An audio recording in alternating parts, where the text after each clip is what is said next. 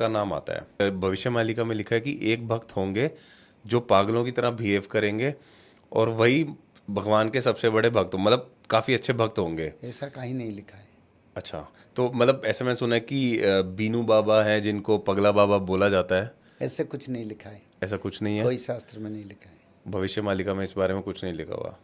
तो ऐसे भी लोग हैं जो इस बारे में मतलब ऐसा कुछ अफवाहें फैला रहे हैं। नहीं, ये बिल्कुल बदमाशी है। हम्म। ऐसे कुछ भी नहीं लिखा है, कहीं नहीं लिखा है। जी। उसका गलत अर्थ करते हैं। मालिका जब बात होती है तो सियालदा यज्ञ के बारे में भी बात होती है।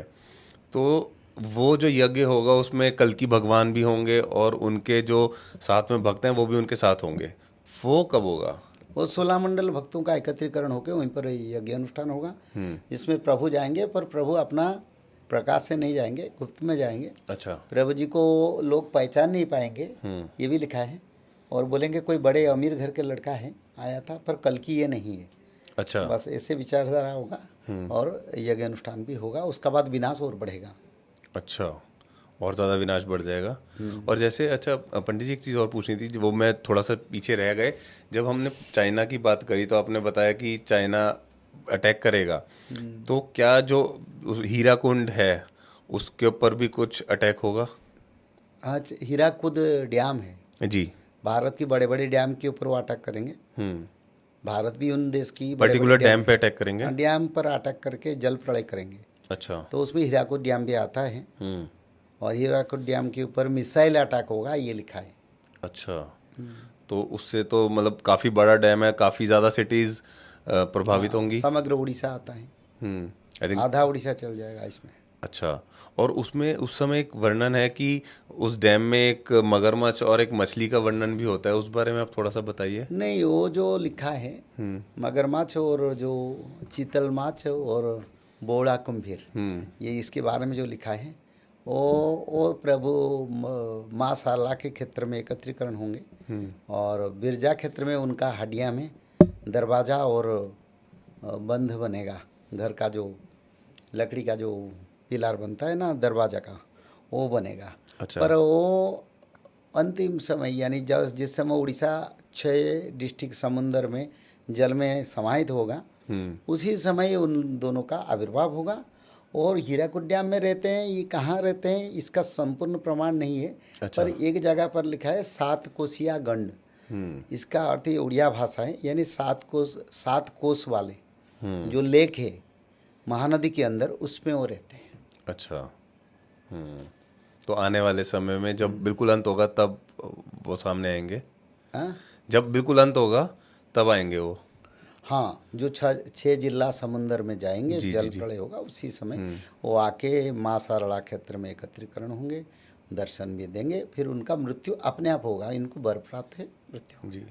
पंडित जी जैसे अभी हमने आपके साथ 2 पॉडकास्ट किए तो उसमें ना कुछ कमेंट्स आए थे। तो उसमें से एक क्वेश्चन मेरे को आपसे पूछना है कि कई लोग बोलते हैं कि वो भविष्य मालिका को मानते हैं और पूरा फॉलो भी करते हैं भविष्य मालिका को, लेकिन जो कली काल का जो प्रभाव है वो उन पे पड़ता है और वो त्रिसंध्या नहीं कर पाते समय से, या फिर ब्रह्म मुहूर्त में उठ नहीं पाते। तो उनके लिए आप अगर कुछ कहना चाहें। वो लोग माधव नाम भजन करें, और बोले माधव का शरण में अपने आप को ले, और बोले प्रभु हमको दिशा दिखाओ। और मेरे विचारधारा में माधव का नाम भजन करने से सही समय पर नींद टूट जाएगा। रात 3:30 का बाद त्रिकाल संध्या भी वो करेंगे और प्रेरणा भी मिलेगा, शक्ति भी मिलेगा, और समय प्रभु अनुभव करवा देंगे, इस समय इसको करना है, कृपा मिल जाएगा। जी, तो माधव नाम का जाप करें। जी। लोहा खांडे भारते बोलीबा, एक ऐसा श्लोक आप बताते हैं, तो इसका अगर आप अर्थ थोड़ा सा बता पाएं, ये उड़िया भाषा में है। पूर्व पश्चिम रंग वर्ण है वो गिरिमाला चमक्यो, यानी पूर्व और पश्चिम आसमान लाल रंग दिखाई देगा, रंगीमा वर्ण, लाल वर्ण दिखाई देगा। और उसी समय भारत में और विश्व में सब पहाड़ियाँ पर युद्ध भी लगेगा। अच्छा। विश्व युद्ध अच्छा। सारा विश्व में लगेगा। और उसी समय भारत में सिविल वार होगा, जिसको लोहा खंडा मानव भारत ते बुलीवो, यानी जो तलवार लोहे का वो भारत में हर मनुष्य के हाथ में दिखाई देगा सिविल वार से रक्षा के लिए। अच्छा। और उसी समय भारत में रसिया और भारत का मिलित शासन यानी जॉइंट मिलिट्री वर्क्स विदेशियों को हटाने के लिए होगा, ये अच्छा। लिखा है।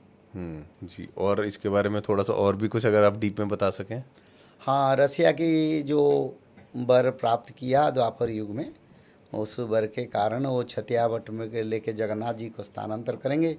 7 दिन श्रीक्षेत्र बनेगा छतियावट।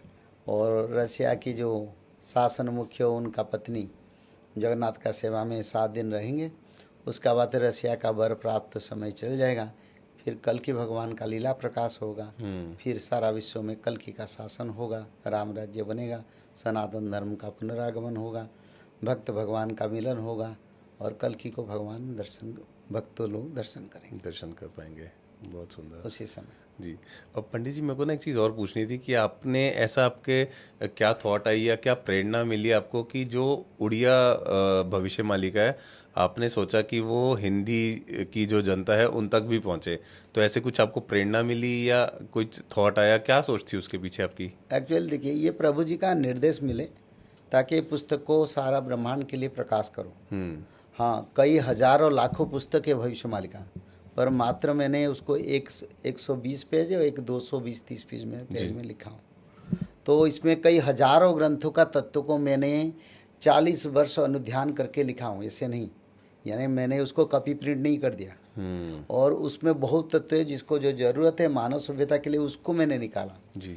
जो मानव का परिवर्तन ला सकता है, धरती पर सत्ययुग निर्माण कर सकता है, जो तत्व, उसी तत्व को मैंने उस शास्त्र में लिखा है। कई हजार 50,000 पेज से मैंने उसको 100 पेज बनाया। और उसमें जो तत्व है उस तत्व को अपनी भाषा से मैंने रचना किया। यानी मालिका की भाषा को समझना बड़ा मुश्किल है। जी जी। जिस शास्त्र जो जैसे जैसे भाषा में लिखा है उसको कोई नहीं समझ पाएगा। तो जैसे पूर्व पश्चिम रंग वर्ण हव गिरिमाला चमकिव लोहा खंडावाना भारते बुलिव रुसिया शासन हव, कौन उसको समझेगा, क्या इसका अर्थ है? पर अपनी भाषा से मैंने उसको रचना किया हूँ। और कई लाखों ग्रंथ का तत्व मात्र 100 पेज 150 पेज में मैंने रख दिया। जी। एक प्रथम खंड, द्वितीय खंड और तृतीय खंड पुस्तक का सारा वर्ल्ड का इतिहास की भविष्य के बारे में मैं एक रचना कर रहा हूँ। जी। उसका भी पब्लिश हो जाएगा। अच्छा, अभी आने वाले समय में? आगे आने वाला समय। जी जी। जनवरी से पहले अभी तो त्रिकाल संध्या पुस्तक भी उपलब्धि है। जी। और भविष्य मालिका पार्ट 1 पार्ट 2 भी उपलब्धि है। और एक पुस्तक आएगा भागवत का तत्व महातत्व। अच्छा। जिसमें भागवत महापुराण 200-250 पेज में मैंने रचना कर रहा हूँ। अच्छा। यानी 1500 पेज को 200-250, ताकि लोग समझ पाएं।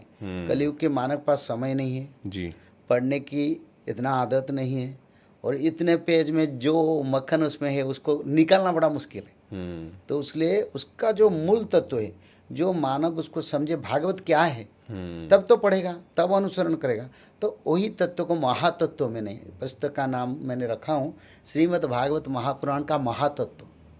उस ग्रंथ भी पब्लिश हो जाएगा जनवरी से पहले जी। और उड़िया भागवत हिंदी भागवत में आ रहा है।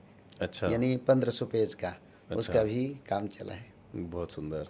क्योंकि उड़िया भागवत आखिर भागवत है। चाहो जितने हमारे देश में परंपरा भागवत चल रहा है, उड़िया भागवत को अंतिम समय में चैतन्य भगवान के सामने जगन्नाथ दास ने रचना किया था। अच्छा। और चैतन्य भगवान ने बहुत करेक्शन किया भागवत में, ताकि ये ठीक नहीं है, क्योंकि वो तो कृष्ण, और जहाँ जहाँ गलत था उसको सुधार दिया। वो भागवत आज तक मानव सभ्यता की पर नहीं आया है। अच्छा। सिर्फ उड़ीसा में वो चलता है। उसको सारा विश्व के भक्तों के लिए उच्चार करेंगे। तो अभी जो जैसे वृंदावन में जहाँ भी कथा हो रही है, वहाँ पर जो भागवत महापुराण से कथा हो रही है वो ठीक नहीं है? नहीं, वो ठीक है। अच्छा। पर कुछ करेक्शन चैतन्य भगवान के द्वारा जब जगन्नाथ क्षेत्र में रचना हुआ, जगन्नाथ मंदिर के अंदर, जगन्नाथ दास जो पंचसखा में अनन्यतम, जी, वो बट गणेश के पास चैतन्य महाप्रभु को हर दिन वो भागवत सुना रहे थे। और कहीं कहीं जरूरत पड़े तो वो उसके इधर उधर करेक्शन भी किया। अच्छा। तो वही बात है, भागवत सत्य है, सभी भागवत का पुण्य फल एक ही है। पर थोड़ा जो करेक्शन हुआ वो जाना भी